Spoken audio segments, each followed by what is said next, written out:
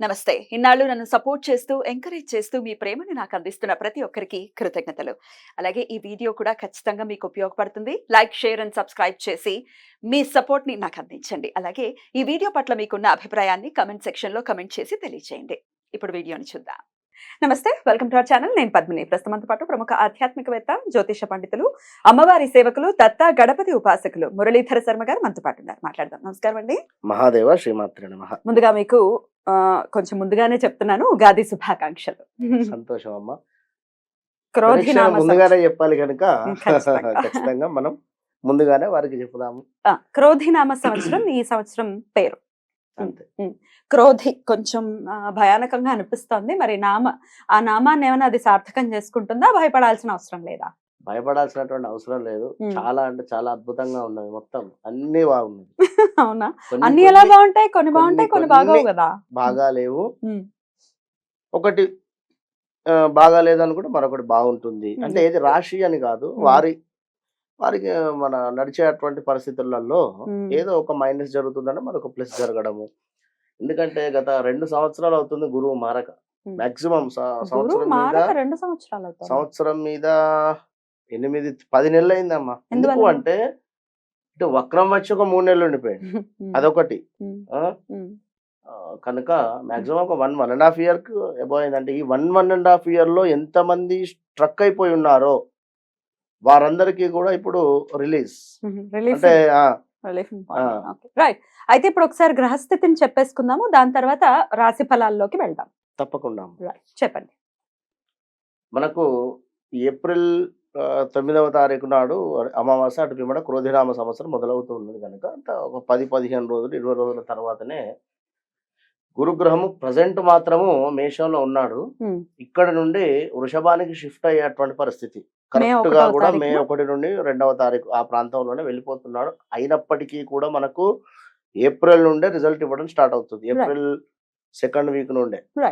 కనుక గురుగ్రహం వచ్చేసి మనకు ఇక్కడ మేషానికి అంటే 2వ స్థానంలో, ఇలా ప్రతి గ్రహానికి మనం దాన్ని చూద్దాం. ఇక శని భగవానుడు అంటే ఇప్పట్లో మారేది లేదు.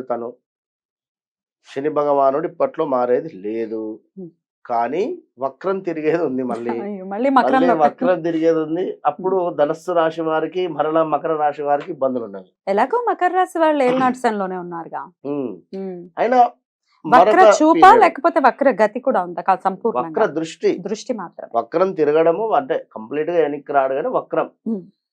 అప్పుడు ధనస్సు రాశి వారికి, అదే విధంగా మకరానికి, ఇక రాహుకేతువులు అంటే ఇప్పట్లో వారిని వారు కదిలేటువంటి పరిస్థితి లేదు కనుక అవి ఇచ్చేటువంటి రిజల్ట్స్ కొన్ని గ్రహాలకు, రాశులకు ఏ విధంగా ఉంటుంది అనేటువంటి విషయం చూసుకుందాము. మెయిన్ ఏమిటి అంటే గురువు చాలా పెద్ద గ్రహం ఇది. శని భగవానుడు గురుగ్రహము కనుక ఇప్పట్లో శని భగవానుడు మారటం లేదు కనుక శనికి సంబంధించినటువంటి రిజల్ట్ ఎవరైతే పొందుతూ ఉన్నారో అవి అలాగే ఉంటవి. అదనంగా గురువు మూలకంగా వీరికి ప్లస్లు జరిగేటువంటి ఉన్నవి, మైనస్లు జరిగేటువంటి ద్వాదశ రాశులకి కూడా. ఇంకా మిగతా గ్రహాలు కూడా అనుమానం రావచ్చు. మిగతా గ్రహాల వాటి సంచారం ఎలా ఉంటుంది? సూర్యుడు ఏమిటి అంటే మనకు నెల మారడము, చంద్రుడు ప్రతిరోజు రోజున్నరలో మారేటువంటి పరిస్థితి. శుక్రుడు వచ్చేసి మనకు 18 to 22 days లోపే. కుజుడు వచ్చేసి మనకు మాక్సిమము నెల కంటే ఎక్కువనే ఉంటాడు. 40 రోజులు 41 రోజులు అట్లా ఉంటాడు. ఇలా గ్రహాలన్నీ అవి మారుతూ ఉంటవి. బుధుడు కూడా అంతే. 20 to 30 days లోపే మారుతాడు. ఇవన్నీ అంటే ఇక వాటి రిజల్ట్స్ అవి ఇస్తవి. కానీ మెయిన్ ఏమిటంటే మనకి ఇవే. మెయిన్ ఏమిటి అంటే మనకి ఇచ్చేది గురువును శని మాత్రమే. ఇక సూర్యుడు మారేటువంటి సందర్భంలో కొన్ని డిస్టర్బెన్స్ అయినప్పటికీ కూడా మోస్ట్ ఎవరైనా కూడా ఒక పర్మనెంట్ జాబ్ కానీ, లేదా ఒక హౌస్ కట్టుకోవాలన్నటువంటి ఆలోచన కానీ, లేదా ఒక వివాహం కానీ, విదేశీ ప్రయాణం కానీ, ఇలాంటివి పర్మనెంట్ గా ఉండేటువంటివి వీళ్ళు ఇచ్చేస్తారు. పర్మనెంట్ సొల్యూషన్స్ వీళ్ళు ఇస్తారు. ఇప్పుడు ఉదాహరణకు సూర్యుడు మారాడు అనుకుందాం. ఎగ్జాంపుల్, సూర్యుడు ఏమిటి? గొడవలకు కారకుడు. అదే విధంగా గౌట్ రిలేటెడ్ ఏమైనా ఎగ్జామ్స్ రాస్తూ ఉంటే అందులో కేతు ఉండేటువంటి స్థానంలో మనకు కన్యలో శుక్రుడు నీచబడుతూ ఉంటాడు. ఇక్కడ ఉన్నట్టయితే మీనరాశి వారికి కాస్త ఇబ్బందులు. ఇట్లా అదే ఒక 1 month పీరియడ్. కానీ ఇది ఏమిటంటే మనకు 1 Long year, period. 1.5 year long period. Long period మనకు పర్మనెంట్ గా వెల్ సెటిల్డ్ ఇచ్చేటువంటి గ్రహాలు. రైట్. సరే మరి మరి ద్వాదశ రాశులకి కూడా ఈ క్రోధినామ సంవత్సరం ఎలా ఉండబోతోందో చూద్దామండి. తప్పకుండా అమ్మా, మరి ధనుసు రాశి వారికి ఎలా ఉండబోతోందండి ఈ క్రోధినామ సంవత్సరం? తప్పకుండా అమ్మా. ధనుసు రాశి వారికి ఆదాయం 11, వ్యయం 5గా చెప్పడం జరుగుతుంది. వీరికి పంచమ స్థానంలో గురువు మొన్నటిదాకా కూడా పర్వాలేదు అనేటువంటి విధంగానే ఉన్నాడు. ఇప్పుడు గురుగ్రహము 6లో అంటే వీరికి 6వ స్థానంలో మారేటువంటి సందర్భంలో కొన్ని ఇబ్బందులు అయితే గోచరిస్తూ ఉన్నాయి. అదేవిధంగా ఏమిటి అనేటువంటి విషయాన్ని చూసుకుందాం. 4వ స్థానంలో రాహువు, 10వ స్థానంలో కేతు ఉండడం చేత కొన్ని ఇబ్బందులు ఉన్నాయి. అవి ఏమిటి అనేటువంటి విషయాన్ని ఒకసారి క్షుణ్ణంగా చూసుకుందాము.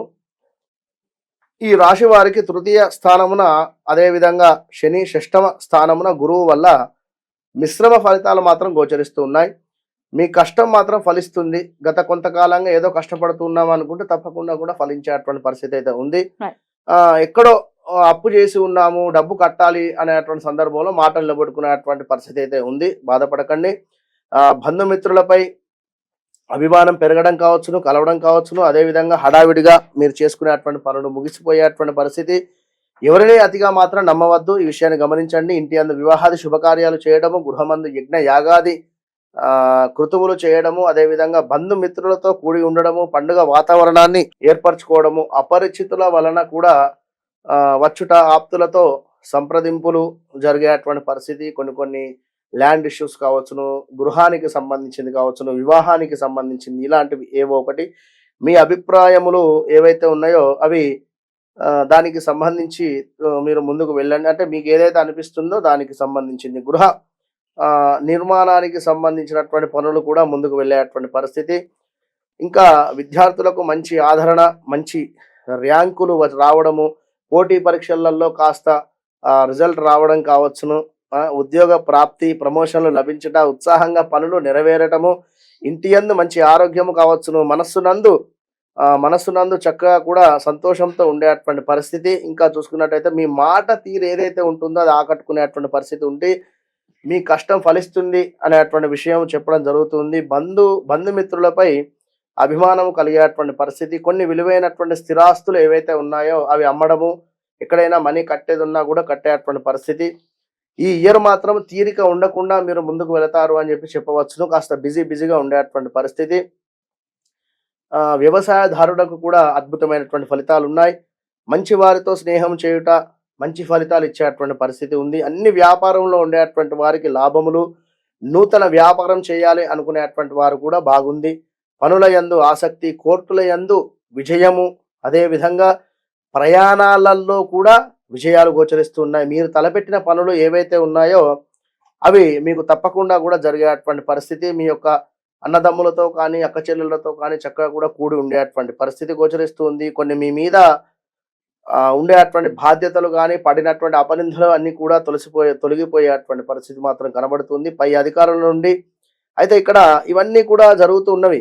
కానీ కొన్ని మైనస్ వాతావరణాలు ఏమిటి, మనకు 6వ స్థానంలో గురువు ఉండడం చేత అనేటువంటి విషయాన్ని కూడా చూసుకోవాలి. ఇక్కడ మీ పై అధికారుల నుండి, అంటే మీరు ఎక్కడైతే జాబ్ చేస్తున్నారో అక్కడ పై అధికారుల నుండి కాస్త చివాట్లు కావచ్చు, మీపై నిందారోపణలు ఎక్కువగా కూడా అయ్యేటువంటి పరిస్థితి.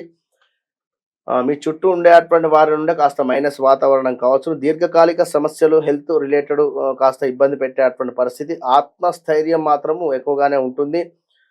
ముఖ్యుల కలయిక మీకు అద్భుతాలను సృష్టించేటువంటి పరిస్థితి ఉంటుంది. కొన్ని అనవసరపు పనులు చేసి బాధపడేటువంటి పరిస్థితి కూడా కనబడుతుంది.